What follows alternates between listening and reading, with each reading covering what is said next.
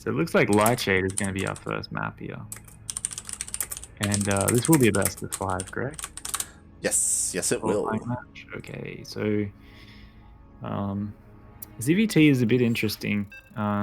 Lots of maps, and I think what in the past might have been viewed as a not so good map for Zerg, now that there's this sort of Roach Queen push meta, that might get flipped on its head a little bit. Like when I first looked at Blackburn, I was like, well, this is going to be a veto from me. But now I'm starting to think, actually, hey, this is pretty damn good for Zerg, especially with the gold. So, yeah, going to be interesting to see. Definitely, definitely. I'm sure we will get to some of those maps, especially since this is a best of 5. But here we go. We are in game number 1, spawning in on Lightshade LE, and the top left-hand corner, we have the Australian Terran representing Legacy Esports. It is RunaMoK. Once again, asking for your support. It is RunaMoK. And down in the bottom right, spawning in the red Zerg from CranKy Ducklings, it is Quirky. AKA Miyamika's cat. Cat. Does Miyamika have a cat? I don't think he does. Well, I guess he kind of does now, I guess. Yeah. Oh god. That was back when, I don't know if you remember this, last year there was a period where Miyamika was on top of the NA ladder and everyone changed their in-game ID to Miyamika. Oh yeah, I was part of that. I did mine to Miyamika fan. Yeah. Miyamika fan, yeah. Quirky decided to be a little bit different with that. Okay. I remember when Mio first came on the scene, he was like Miyamika Leia or something like that. Yes. And then I think his challenge name was Miyamika Cat, or no, Micah Cat? I can't remember. Yeah. But yeah, definitely. I remember there was like an ID he used to go by with cat in it. Yeah. Well, the thing behind that is that the Vietnamese word for cats, I believe, is Micah or Mio. It's one of those two. Ah, right. Okay. Yes. Well, there you go. So he is the cat. Also, fun fact: whenever he streams on Facebook, which is kind of rare, but he does do it every now and then. For a face cam, he actually has a cat plushie on cam instead of his face.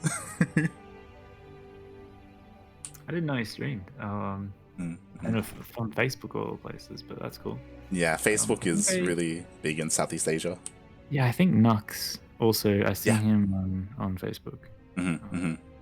Nux, Ranger as well. A couple of others. Cool. Yeah. So yeah. Getting into this game, it looks like Quirky's Overlord has been drifted a little bit too far forward. It will be okay. It should get away. But it does make this a bit difficult because he's got to also control these lings, so he has to get it right on top of that pillar, and he has. He's done a good job on that. RunaMoK also getting a little bit low with his Reaper, so getting a bit dicey here. No creep spread from Quirky, which makes me question what he's doing, and a Baneling nurse coming down. Yeah, Yep, there we go. It's all coming together here. Quirky is known for going for Ling Bane busts. He does them quite often. To my dismay most of the time. Yeah, it's still quite good if you catch the Hellions out of place. And RunaMoK, these Lings are very nice from Quirky. He's pulling the Reaper back, and I don't think he wants to show off all the Lings he has. He probably wants to save some for Banelings, and maybe even just let those Hellions go out on the map here. But he's going to get a Hellion to start with, a Reaper to start with, and maybe an SCV even, no? Okay, so this, for RunaMoK right now, you're definitely on your toes, because you've seen some early Lings, and some early Lings can telegraph more Lings coming, and Quirky's just like YOLOing across the map. This is, yeah, he doesn't care. Like, I'm not hiding it. I'm just like, these Lings are here. You can defend against them or you cannot, so...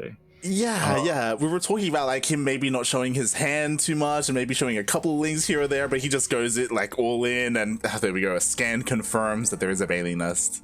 Yeah, so there's RunaMoK here. You're probably looking to get a full wall off with that. Oh my god, the Hellions are called out in a way. If RunaMoK's on his toes, he'll be okay. He definitely doesn't want to get that Hellion caught, and he does. And yeah, really nice micro from RunaMoK there, though. He got in the wall so that the Lings couldn't wrap around. So he's just roasted all the Lings, and he's in a great spot now. Yeah, exactly. And unfortunately, or fortunately, depending on how you look at it, Quirky isn't committing. Like, he is droning up from here. It's a really rough position to drone up from, because I don't think he dealt anywhere near as much damage as he needed to, though. No, definitely not. He has no creep sped really going. Like, he's only just starting it now. So, and also another thing to look at is there's a Banshee on the way and there's Cloak on the way. And Quirky has, okay, he started a lair, so he's got a defense coming. He will be okay. You know, he's got a Spore coming as well, so he'll look to get that creep going, but it will slow down his creep, and it's going to get some workers in the meantime. Yeah, that it will. How many workers, though, as the Spore does barely just finish up? Only one drone. One, but there's nothing here to defend these Hellions. These are just going to take a whole mineral line with them. Yeah, exactly. There were no Lings whatsoever. Quirky was just being a little bit too greedy, and oh god, they're lighting up. Yeah, that's the problem with having all those Lings get roasted is now you've got either a decision to make where you either make Lings that are going to defend the Hellions, or you make drones. And if you don't make drones, you're in a lot of trouble. So yeah, definitely that Bane Bust has put him in a really terrible position. It's even going to be tough to defend this third. I do kind of like the way that Quirky's just looking at this and saying, well, look, I've taken a lot of damage, I need to do some damage. So those Lings are going out on the map, and he's probably going to look to do a run by of sorts. I imagine so, but that run by has to deal a lot of damage. It looks like, he will just barely hold on to his third base, will push away the Banshees, and the Lings actually, okay, he's going across the map. Yep, if RunaMoK dives into that natural again, there's a mineral line just gone. So, if he's really on his toes here, when he sees these Lings, he should probably dive in. But he hasn't seen them, and yeah, I kind of agree with him coming back. Oh boy, and will he be able to spot this? Actually, it looks like he just barely will spot the morphing in Banelings. Can he stop them though? I mean, they're slow Banelings anyway, I think. Okay. He's good, he's fine.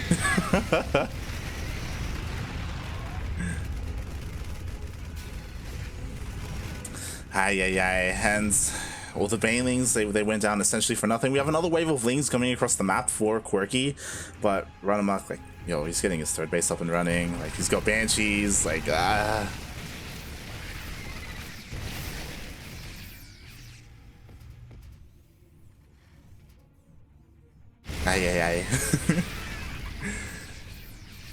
And yeah, RunaMoK, like, he should be free to just go across the map at this point. He was able to catch the Lings in the middle of the map. What is there at home to defend? We keep bringing that up, how there's barely anything to defend the natural base. There are Queens, which is great and all, but they're not the most mobile unit.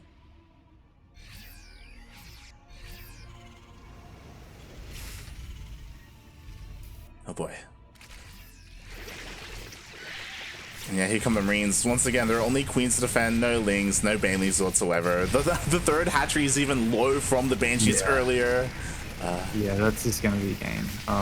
There's nothing, like, Quirky had a nice setup going where he's going to try to get to lurkers, but unfortunately he's just taken too much damage in the early game, and that's going to be hard to come back from. I mean, these Marines, if they're controlled well, just won't die to Lings ever. Yeah. With upgrades, so... And even Banelings without speed, good target fire will take him out. So yeah, gonna be the end of game one here for Quirky. Yeah, it should be, as the Marines are just stimming on forward. Nice target fire as well on the Banelings. RunaMoK being a little bit fancy, and GG gets called. Yeah, solid game from RunaMoK there.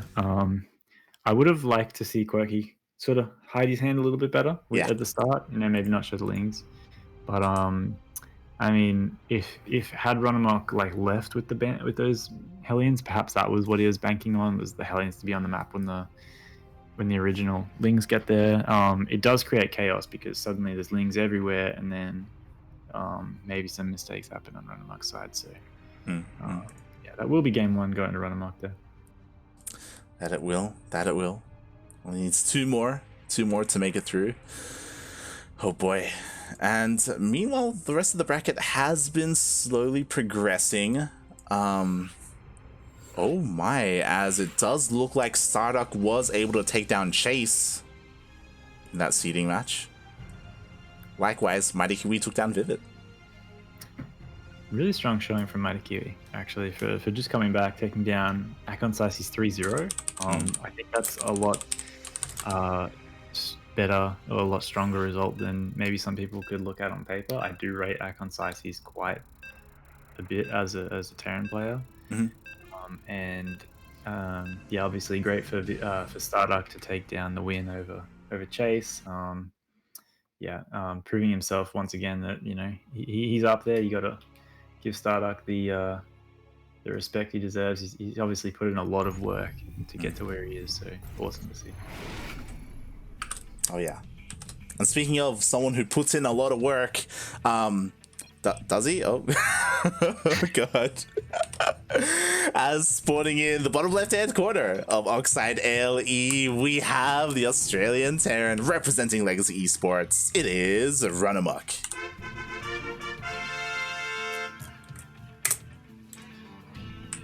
Up here in the top right, spawning as the red Zerg for CranKy Ducklings, it is Quirky. He drops the fedora. Nice. So, yeah, from Quirky's perspective, this map definitely does lend itself to Zerg, I would say. There's quite a bit that Terran can do. I wouldn't mind seeing him throw out a curveball like really quick mutas or even a Nidus. If we look at the main of RunaMoK, there is a blind spot, but you can hide a Nidus pretty well. So something like that could be a good option for Quirky. Melee Lings, Bane Bust, early Roaches, whatever. Just do something aggressive, because I think RunaMoK's going to be suited to the mid game a bit more. So try to get some damage in on the early game and either end the game or get yourself in a good position. Yeah, definitely. That's why I would have loved to have seen Blackburn again. That would have been great. I just want to see that gold base come into play. Again, massive shout out to Ice for just thinking outside the box, and even taking his opponent's gold, which I haven't seen done before.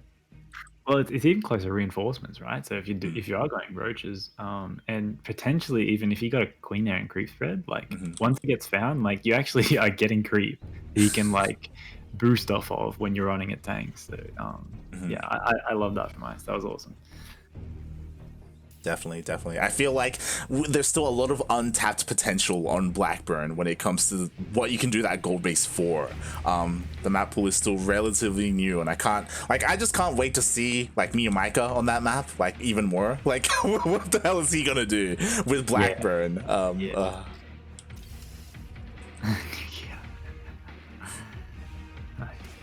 So, because this is a best of 5, I do have a feeling we're going to see Blackburn. I don't think Quirky would have vetoed it.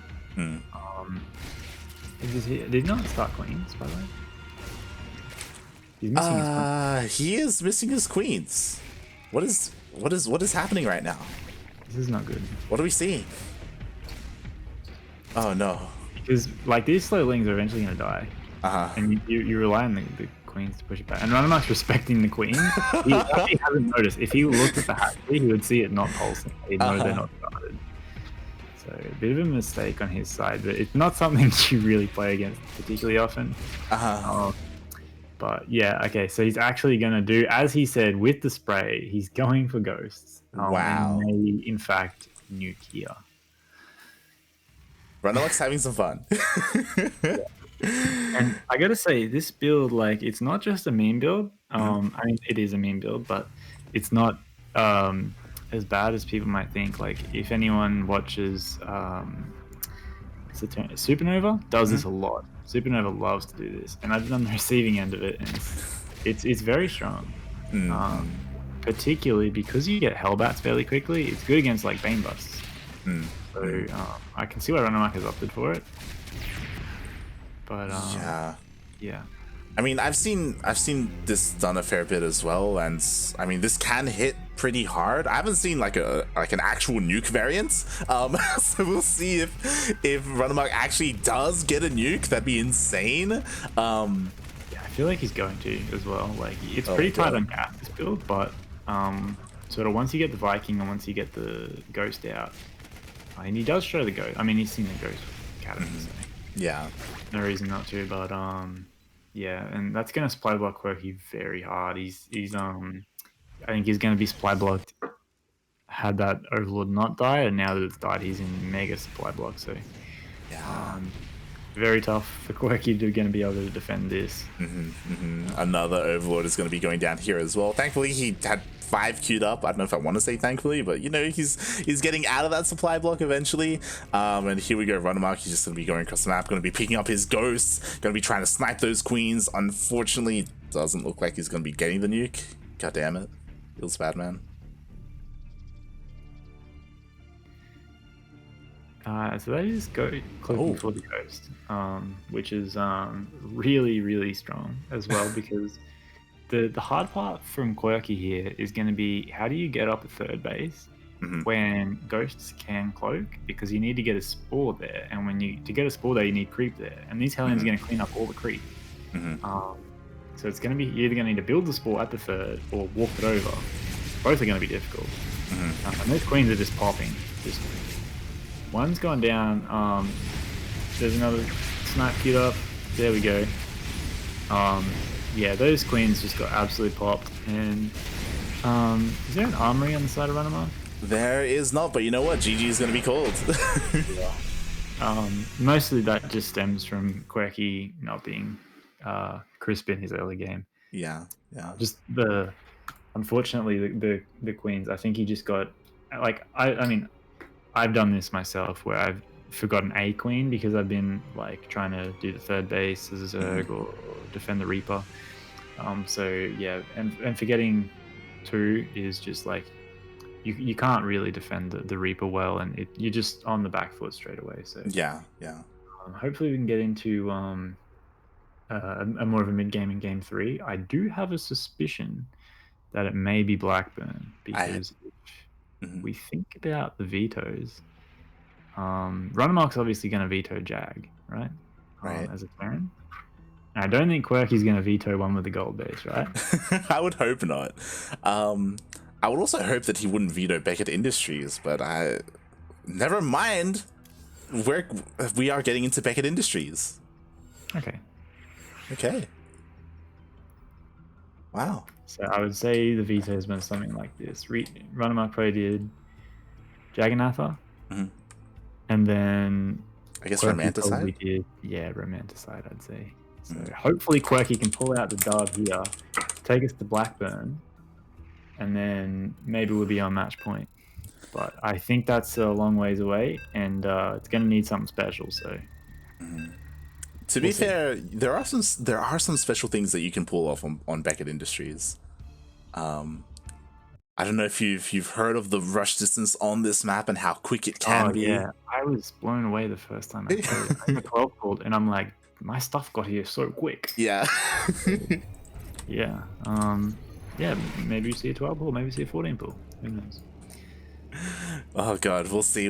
As spawning in the top right-hand corner of Beckett Industries ALE, he's on match point. 1 more win, and he has qualified for ANZ Champs. It is the Australian Terran representing Legacy Esports. It is RunaMoK.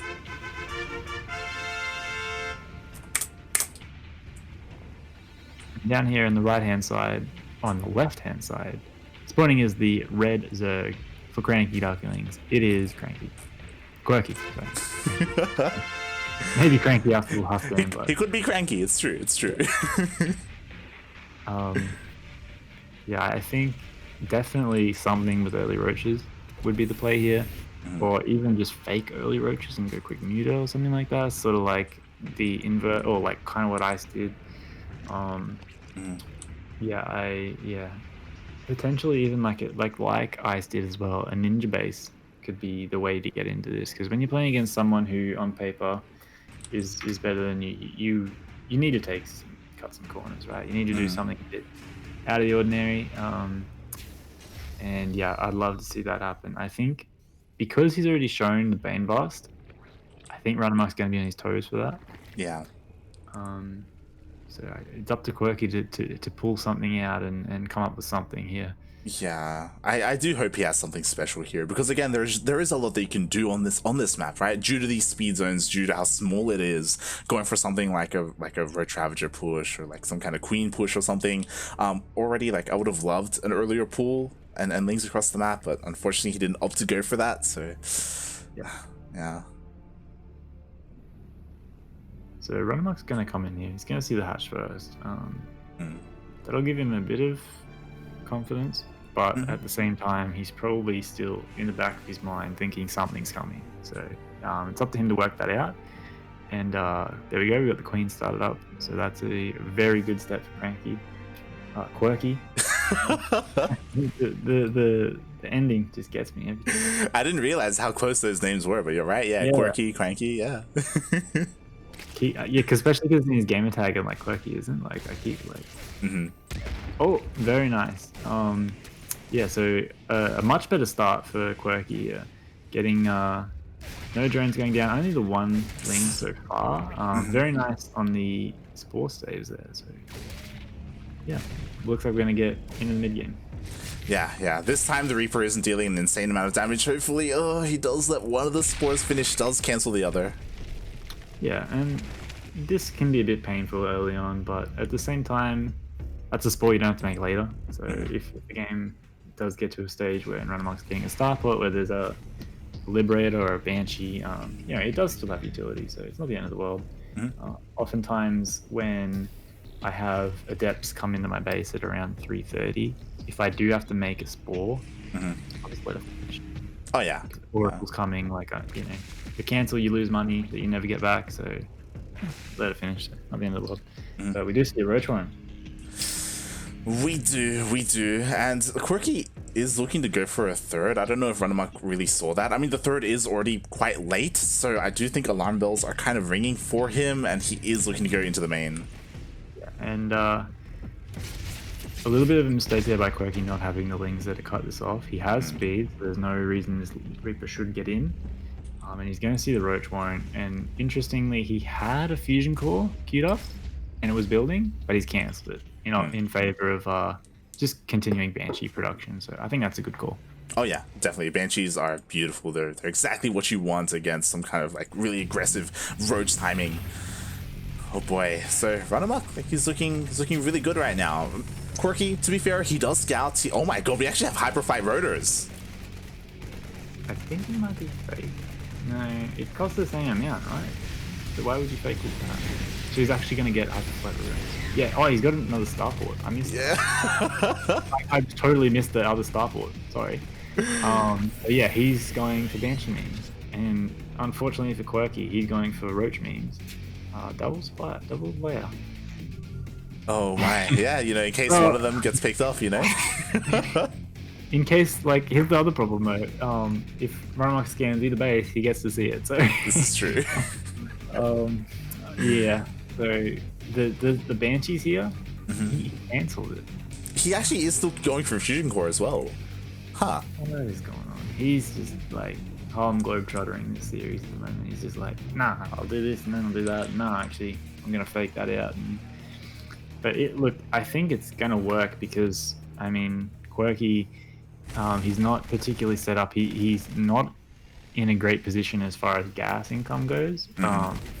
He's just got his 4 gases up, so potentially he can look to go to Spire, but he hasn't been. He's only just started mining from them. So if he goes to Spire, obviously that'd be great. He's gonna let the Hellions in. Ah, god, they do get in. They go straight into the main base, and the Roaches, it's gonna take them so long to really chase all of this down. Everything also gets scouted. Oh boy. This is a lot of damage. This is too much damage. Yeah, he absolutely roasted them. It looks like they're actually going to get back into the map too with at least 3, which is enough to one-shot, so there's a lot more coming where that came from. He does lose... the target fire from RunaMoK has actually been really good. And partially because there's no reaction from Quirky to pull. But yeah, RunaMoK targeted really well there. He definitely maximized his damage very well.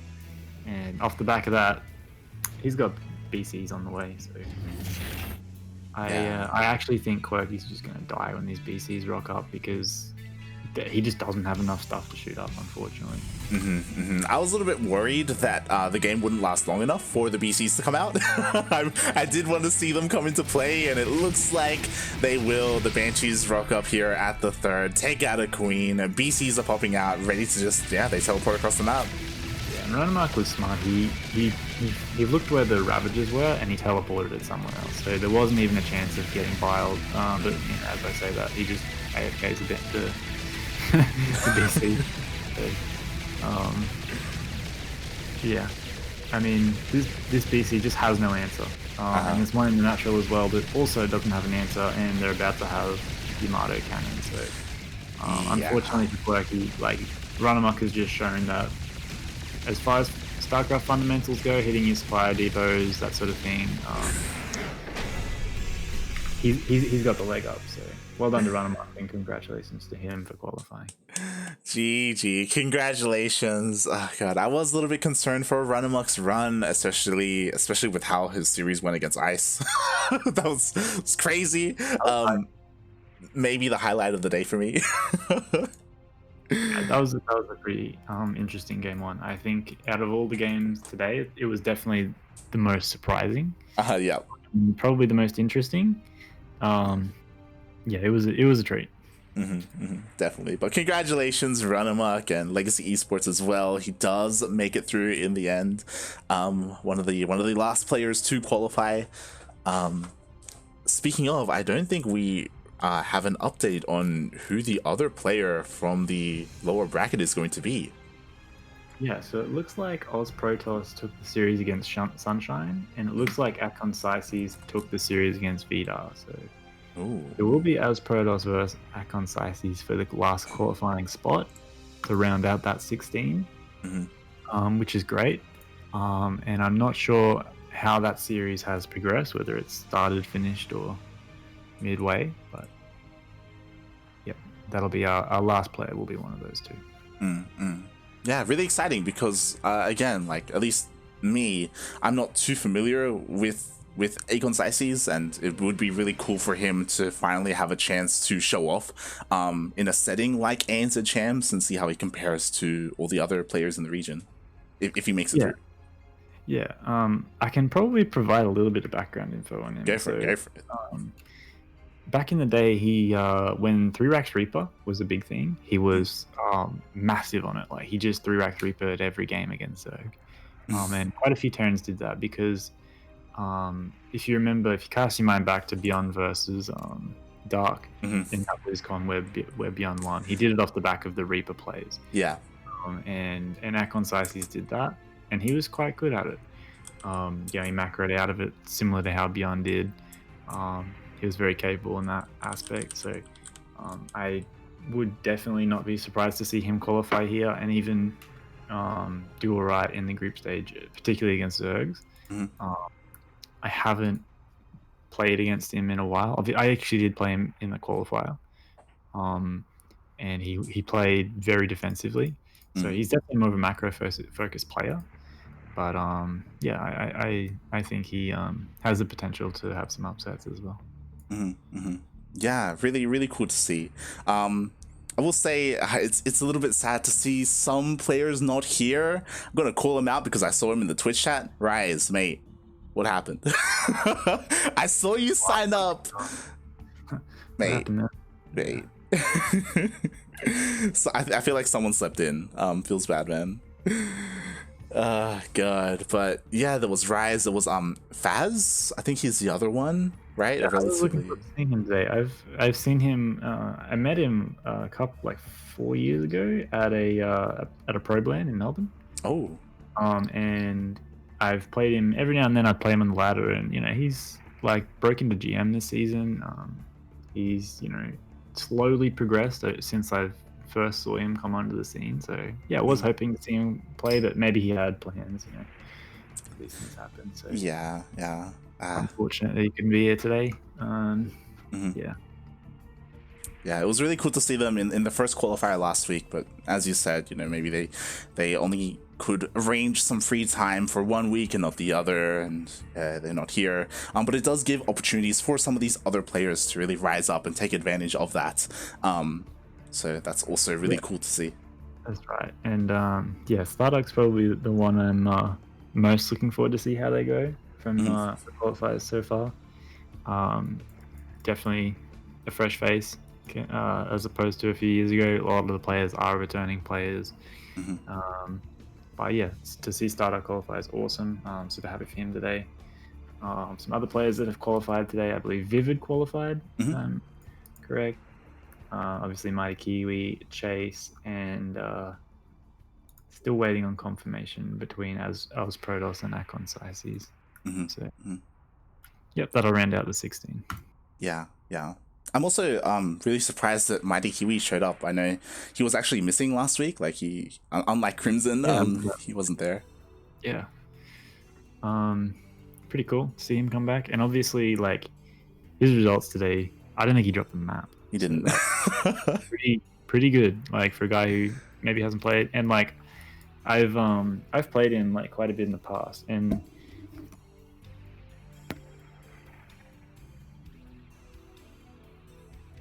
sorry, apologies, I bumped my microphone. I've played him quite a bit in the past, and we had a bit of a rivalry on ladder. Ooh. And I'll tell you, it was one-sided rivalry. Something like 12 games, and he won 11 or 12. And I went from, it was just after the first time I hit 6k on NA, and we played, and he was about 5.8, and I think I played him to 6k, and I think I played myself to 5.8. So that was how we've gone in the past on ladder, and I think he's got the best of me in tournaments. So yeah, great to see him sign up. Very cheesy in the past, but yeah, very good at his Ling Bang and very good at ZVZ. So I expect to see him do some interesting ZVZ. So good to see him. Good to see him back. Definitely. I know things didn't really pan out for him last year. If I remember correctly, during the DreamHack winter qualifiers, he wanted to play, but the qualifiers actually lined up exactly when he was moving. He was moving houses. Oh man.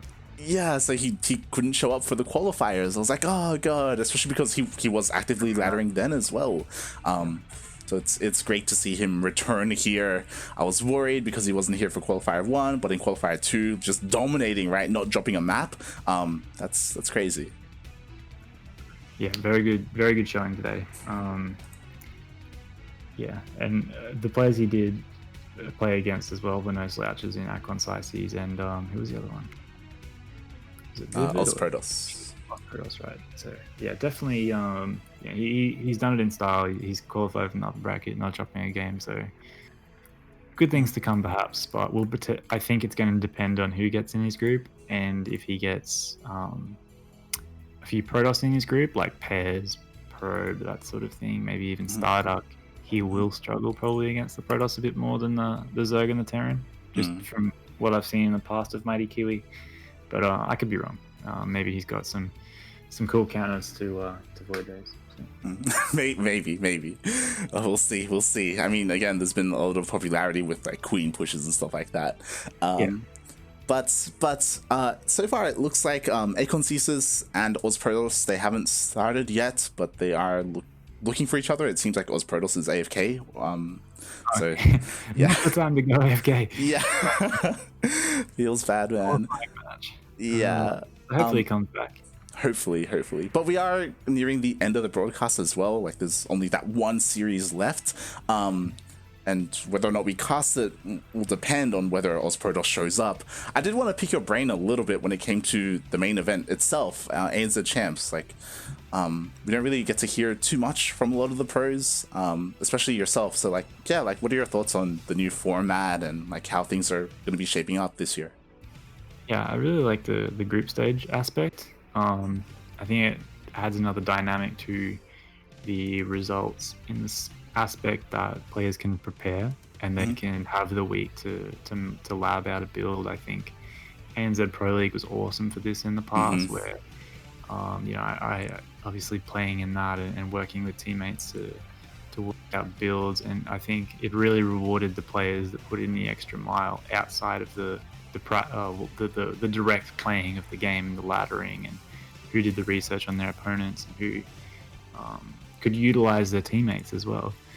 It brought teams into the fray a lot more. So I think it's really great that they're doing it in that sort of format. Yeah, hopefully we'll get some really great games out of it as well.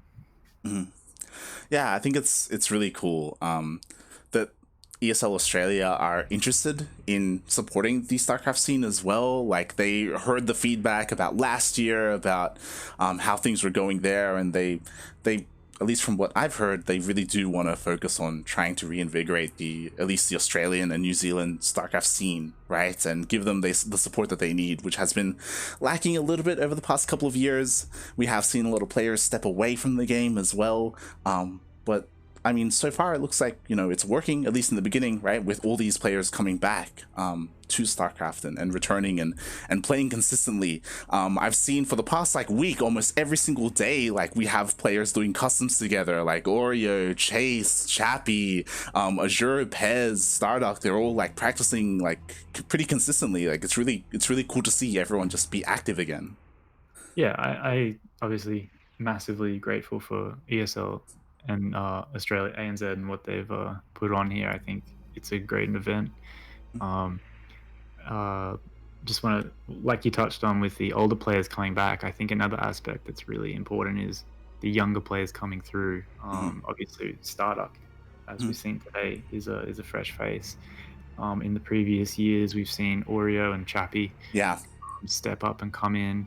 And from what I've seen of Oreo and Chappy as well, I think maybe this might be the season that they show that we're not we're here, and we can take some big scalps. So I think that's awesome. It's it's bringing life into the community. That's awesome. Obviously, you've got the OGs still there, like Probe, Seether, Azure as well. A lot of old people still playing the game, which is great. So I'm really thankful for all the support ESL ANZ have given us.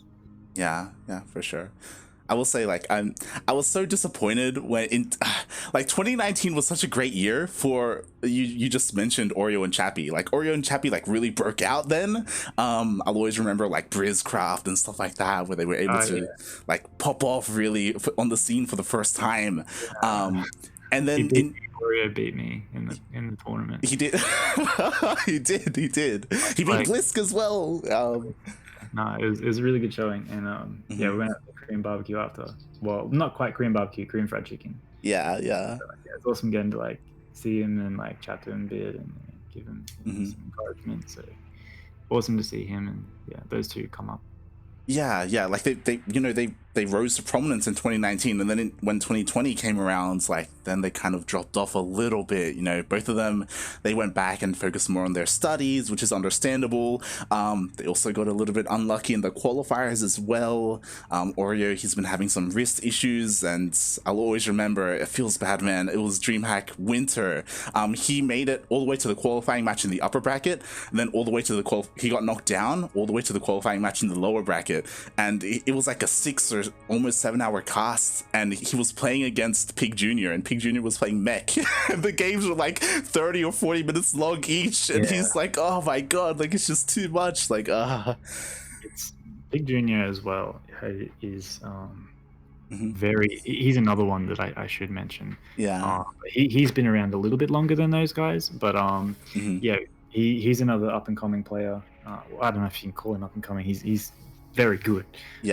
And obviously, I think one of his biggest strengths was his TvZ mech. So very unlucky for Oreo to run into that particular matchup against that particular player, I think. Yeah.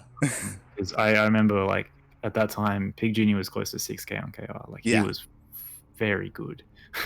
He was in very good shape. So, very unlucky for Oreo to run into him in the qualifying match, I think. Oh boy, but yeah, it's exciting to see everyone back here in 2021. I can't wait. I'm really excited for what will happen in ANZ Champs, not just ANZ Champs, but also DreamHack proper. Maybe I'm hoping for too much, but I do think that maybe we'll see a bit of a change when it comes to the top players in Australia. Like, maybe someone will be able to kind of dethrone Seether and Probe for a little bit. You know, they've been the top 2 players for a very long time in our region. But yeah, maybe something different will happen there. I don't know, fingers crossed. I'm hoping. Their success at the top in the past has been pretty it's been very long-lived and very consistent. Yeah. And you look at other regions and that just doesn't really happen. So I think, you know, maybe it is coming, but I honestly would be surprised if it does, because I think those two are, there's a reason why they have been consistent. They're fundamentally very good StarCraft players. They do the basics right, and they've proven they're better than everyone else for a long time. So it'll take someone coming through to put in a lot of work and maybe have a good metagame situation played out.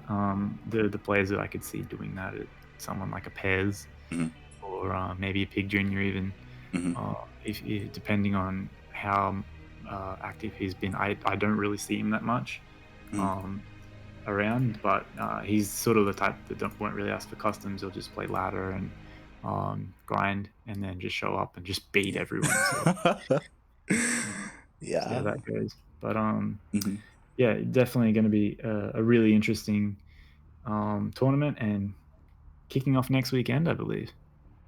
Yeah, next weekend, Friday is qualifier number 1 for DreamHack, and Saturday is qualifier number 2. So unlike ANZ Champs, there isn't a week-long break between the qualifiers. They are back-to-back. It's going to be a really intense weekend of StarCraft for all of these players, and also all the Southeast Asian players. I know they've been really itching to play because unfortunately they've been left out of ANZ Champs. Yeah. So definitely they're going to be primed and ready to go. And also, if they're willing to put in the work and do the analysis, they've got a whole weekend's worth of VODs of quite a lot of players that they can analyze. So definitely they can take that how they want it. And I think if they're willing to put in the work and do some analysis, they can come up with some plans for the players that have been on show today. Definitely.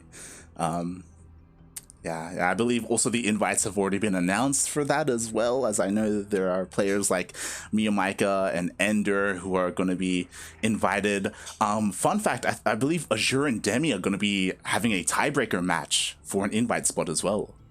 Oh, that'll be awesome. Yeah, that's a big rivalry between those two. Yeah, I that'll be good to watch. I think back to last season. Last year in the well, maybe it was the first season, Azure versus Demi, where Azure did the proxy 2 racks, and that was a pretty cool series, and there was a lot on the line at that time. So obviously, qualification spot on the line, or an invite spot on the line, I should say. Yeah, that's going to be cool. Yeah, definitely. We did get confirmation, though. I say confirmation. Yeah, OzProtoss, he's nowhere to be. he's just gone, mate. I don't know if he went to have lunch or something. Feels bad, man.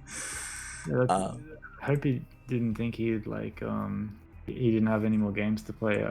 I hope that was a conscious decision not to play, because if if he just didn't realize and he's left, that would be really sad that he missed out on.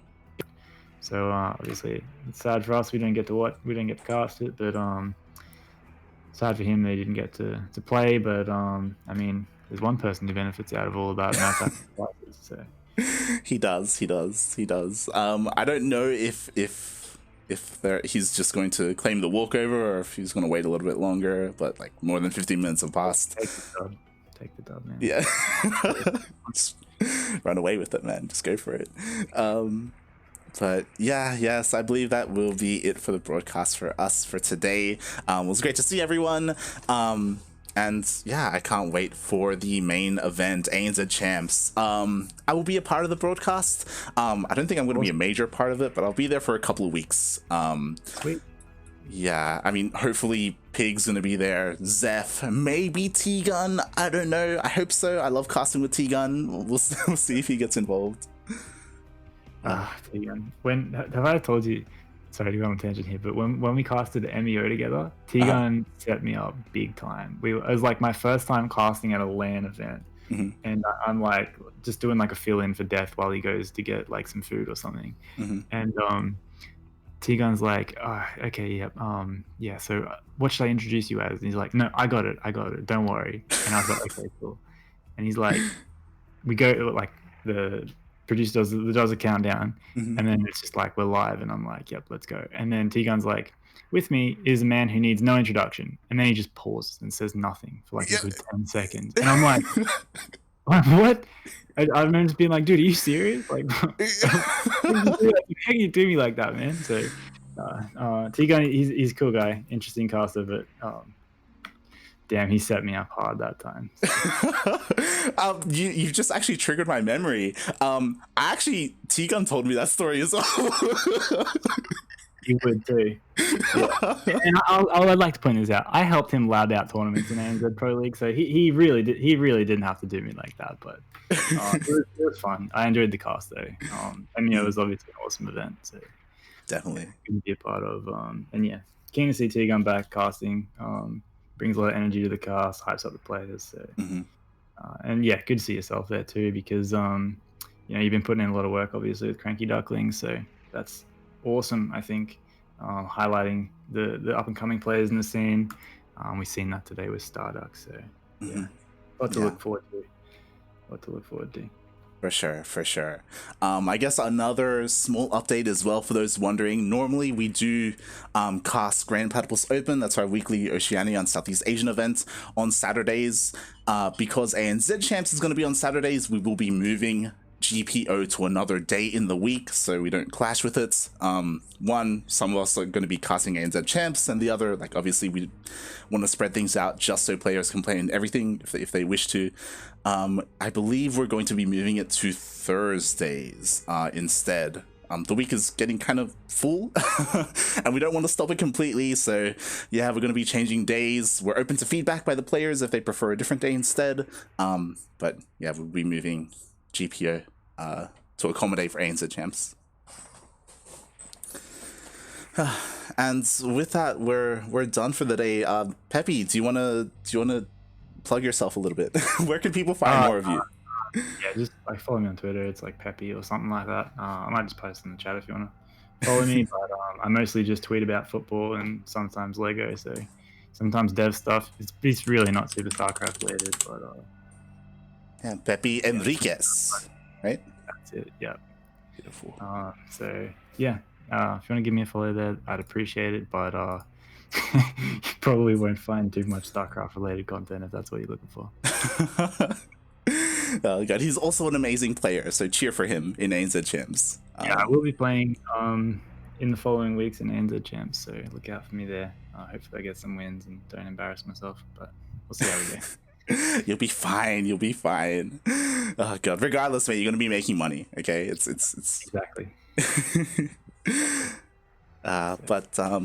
Yeah, you can follow me at LightVIP on Twitch and Twitter and Facebook and Discord and all that good stuff.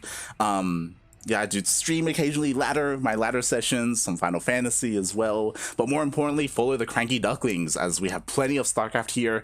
We will be live in 1 hour with the TSL Korean Qualifier number 2. So we got plenty of StarCraft here today. Tomorrow is Battle of the Americas as well as ESL Open Cup Asia. So we got plenty of StarCraft this weekend.